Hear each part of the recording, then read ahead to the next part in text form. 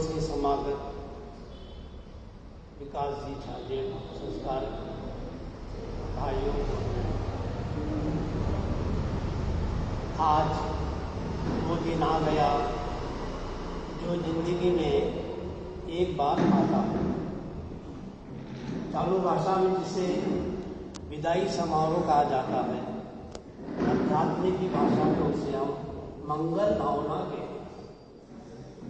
और आपकी ये मंगल भावना है मेरे लिए कि आपका जीवन और प्रशस्त हो, स्वस्थ हो, आश्वस्त हो, आत्मस्थ हो, स्वस्थ रहे। ये आपकी मंगल भावना मेरे लिए होती है। होना भी चाहिए। भावना का बहुत प्रभाव पड़ता है। दो तरह की भावना होती है, शुभ भावना और अशुभ भावना।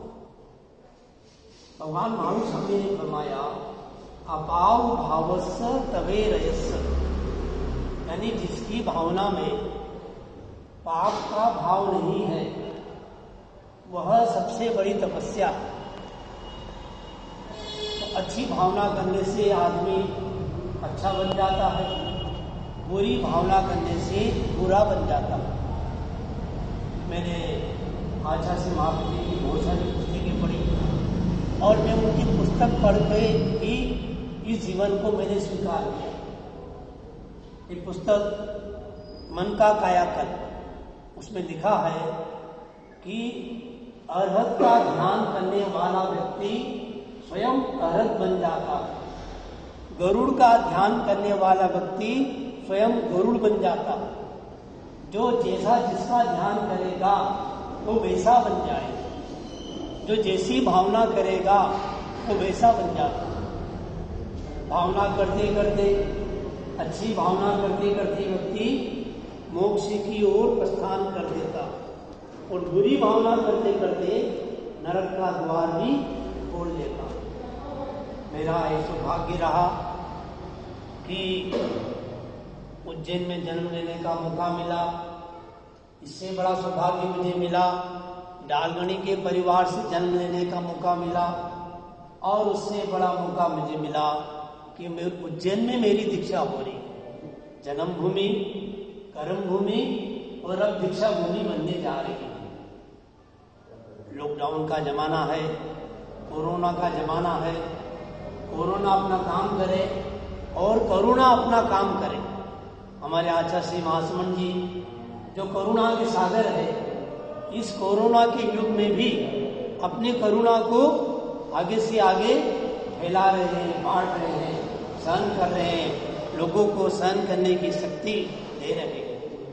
ऐसे अवसर पर आज जिस भूमि पर हम बैठे हैं, ये तेरापंथ धर्म संघ में पहली ये भूमि होगी जिस भूमि के ऊपर भवन बना हुआ। और तेरापंथ के कितने आचार्य हुए, किसी भी आचार्य की जन्मभूमि पर भवन नहीं बना हुआ है। भिक्षु स्वामी का भी भवन देखा मैं तो जानकारी मिली, जन्म हुआ था पास में, वो जगह नहीं दे रहे थे तो दूसरा भवन पास में बना लिया, लिख दिया जन्मभूमि, लेकिन जन्मभूमि का भवन उनका दूसरा था। बारमन स्वामी का तो पता ही नहीं चल रहा है कि जन्म कहाँ हुआ था, छोटा मुआ में हुआ कि बड़ा मुआ में हुआ। रायचंद जी का जन्म जहाँ हुआ वहाँ पे भवन नहीं बनाया, जयाचार्य का जहाँ जन्म हुआ वहाँ भी भवन नहीं बनाया। किसी भी आचार्य का जहाँ पे जन्म हुआ वहाँ पे भवन नहीं बना हुआ।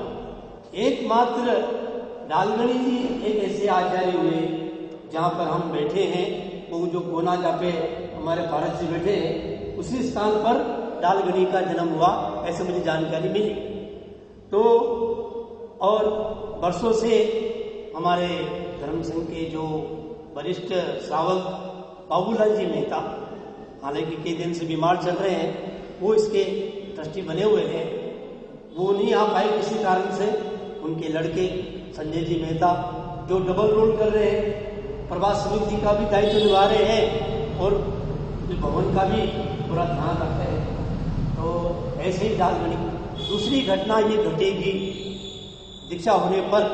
अभी तक के इतिहास में तेरापंथ में 7 आचार्य आ चुके हैं। 7 आचार्य में से किसी भी आचार्य के द्वारा मध्य प्रदेश में उनके हाथ से दीक्षा नहीं हुई। ये आचार्य श्री महासमण जी एक नया इतिहास बनाने जा रहे हैं और हमारा सौभाग्य, मेरा सौभाग्य, उस इतिहास में मेरा नाम पहले नंबर पर आ रहा है। ओम अरहम। उनके हाथ से मेरी दीक्षा होगी, वो भी उज्जैन में। यह एक नई बात कि उज्जैन की पहली दीक्षा आचार्य के हाथ से होगी और उज्जैन में होगी, ये बड़ी बात है। उज्जैन की कई दीक्षा हो चुकी है, उज्जैन की अभी तक 10 दीक्षा हो चुकी है, ये जो नाम दे रखे हैं, लेकिन इनकी दीक्षा और भी जगह हुई है, लेकिन उज्जैन के अंदर दीक्षा 2-4 हुई होगी, ऐसी बात ही नहीं हुई। लेकिन आचार्य के हाथ से कभी एमपी में, उज्जैन तो दूर की बात है, पूरी एमपी में दीक्षा नहीं हुई। तो आचार्य श्री महासमण जी कितनी दूर से मुझे दीक्षा देने के लिए, और योग की बात, मुझे पहले भेज दिया अपनी जन्मभूमि में, 2 महीने पहले भेज दिया। मैं 17 मार्च को यहाँ आया था, 2 महीने पूरे हो गए, बीच में 7 दिन के लिए कोटा गया था, 7 दिन और रुकना हो गया। तो एक ऐसा मुझे मौका मिला और मैं आज के दिन याद करना चाहूँगा सबसे पहले हेमंत दास जी पटेल, जिनसे मैंने योग सीखा, प्राणायाम सीखा, गीत गाना सीखा मैंने, और उनके पास कितनी क्वालिटी थी। और साधु संत बोलते थे कि जब आप ध्यान योग कराओ तो हम लोग नीचे बैठेंगे, आप ऊपर बैठो, उनको कहते थे। लेकिन वो बोले, विनम्रता नहीं हुई, महाराज आप चाहे मैं योग साधक हूँ, लेकिन आप महाराज हो, आप ऊपर ही बैठिए। ऐसे ही कितने सारे उन्होंने शिविर लगाए। ये प्रेक्षा ध्यान तो बाद में आया, और मुझे याद है जब गंगा घाट में मुनि शुभकर्ण जी, जो अब देवलोक हो गए, उन्होंने साधना गंगा घाट में शुरू की और हेमंत दास जी पटेल ने साधना उनको करवाई, शुरू की थी। तो ये ऐसा उज्जैन का इतिहास, महाकाल की नगरी, सिद्धसेन आचार्य यहाँ पर हुए, ऐसे अवंतिका पार्श्वनाथ ऐसी ये नगरी, इस नगरी में पहली बार आचार्य श्री महासमण जी, अब बहुत आज उन्होंने बिहार कर दिया है, इंदौर से उज्जैन की ओर गतिमान है। हम सब लोग स्वागत के लिए, जैसा नियम के अनुसार स्वागत के लिए तैयार है, और भाव स्वागत है, भाव अभिनंदन करें। तो आप लोगों ने मेरे दीक्षा के पहले मंगल भावना आप लोगों ने की, आप लोगों की मंगल भावना स्वीकार है। अब मैं ये सोच रहा था, मुझे जितना ये मौका मिला समण दीक्षा में, 35 साल तक समण दीक्षा में रहने का मौका मिला, 22 देशों की यात्रा करने का मौका मिला, पिछले 4 जन्मों का ज्ञान प्राप्त करने का मौका मिला, 3 विषयों में एमए करने का मौका मिला। अब इतना मौका मिल जाए तो मेरा सौभाग्य है। इतना अगर मौका वापस मौका मिल जाए तो मेरा सौभाग्य होगा। तो हालांकि ये तो सब गुरुओं के हाथ में है, मौका मिले न मिले, ये अपना अपना भाग्य भी काम करता है। तो मैं आज बहुत 2 महीने से यहाँ पर था, और अब ये सहज ही मंगल भावना का कार्यक्रम यहाँ पर आया है। आप सब लोग प्रबुद्ध लोग, मैं कह रहा हूँ आज जितने भी लोग प्राय आए, सब प्रबुद्ध लोग आए। इधर से देखिए, हमारे छाजेर साहब बैठे, ये भी छाजेर, वो भी छाजेर, छाजेर साहब बैठे, पूरे आचा परिवार और इतपाड़ा परिवार, इधर से सब वीर बालाजी, कितने पीएचडी की आचार्य महाप्रीति जी के ऊपर, और बहुत अच्छा इन्होंने बोलती भी काम भी किया है। इधर ईश्वर जी पटेल, बीच में इनको भी थोड़ा सा प्रॉब्लम हो गई, आ नहीं पाए, लेकिन बड़े विद्वान हैं। जब इनके विचार सुनते हैं, इनके लेख पढ़ते हैं, तो धर्म संघ के लिए गौरव की बात होती है। और इधर संजय जी मेहता, ये बहुत युवा प्रतिभाशाली कार्यकर्ता हमारे सामने आ रहे हैं, और भी बहुत सारे युवक नए नए उभर के हमारे सामने आ रहे हैं। इधर मधुर जी अच्छा योग परिषद का काम संभाल रहे हैं, और हमारे कमीशन के अंदर में बहुत सारे प्रतिभाशाली लोग आते ही, आना भी चाहिए, तो मौका मिलता है। तो आज मैं जिस जन्मभूमि पर बैठा हूँ, और बहुत जल्दी ही हम भावना करते हैं गुरुदेव यहाँ पधारेंगे, और गुरुदेव यहाँ पर विराजे उस समय, और आचार्य से महाप्रभु जी भी पधारे थे। और मुझे याद आ रहा, ये ऐसी भूमि है, किसी को कम लोगों को पता होगा, यहाँ पर पहले हवेली थी, और आचार्य कालूगणी 9 दिन विराजे।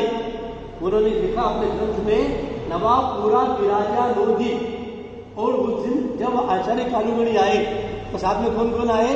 आचार्य तुलसी आए और आचार्य महाप्रज्ञ मुनि अवस्था में आए। आचार्य तुलसी यहाँ पर आचार्य के रूप में 2 बार पधारे। 1975 में चतुर्मास किया, फिर 1970 में रायपुर के बाद आया। देखो ये आचार्य श्री महासमंद जी भी देखिए आप, आचार्य तुलसी की 2 कॉपी जैसा लगता है, सारे उनके जैसे उनकी यात्रा है उसी यात्रा क्रम से आ रहे हैं। आचार्य तुलसी ने भी हैदराबाद से रायपुर आए थे, रायपुर से उज्जैन आए थे। आचार्य श्री महासमंद जी भी वही हैदराबाद से रायपुर और रायपुर से उज्जैन, उज्जैन से अपना आगे की यात्रा पर आ रहे हैं। तो हम सब ये मंगल भावना करते हैं अपने प्रति और अपना हम भावना करें हमारे गुरुदेव स्वस्थ रहे और जिस तरह से उनका मनोबल, जो उनके पास में जो आत्मबल है गजब का, लोगों को प्रेरणा मिलती है।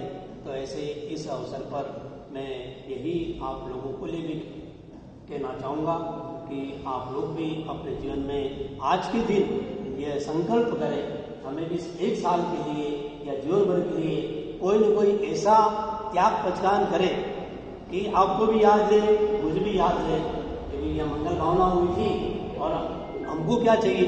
हमको तो आपका त्याग पहचान वगैरह चाहिए।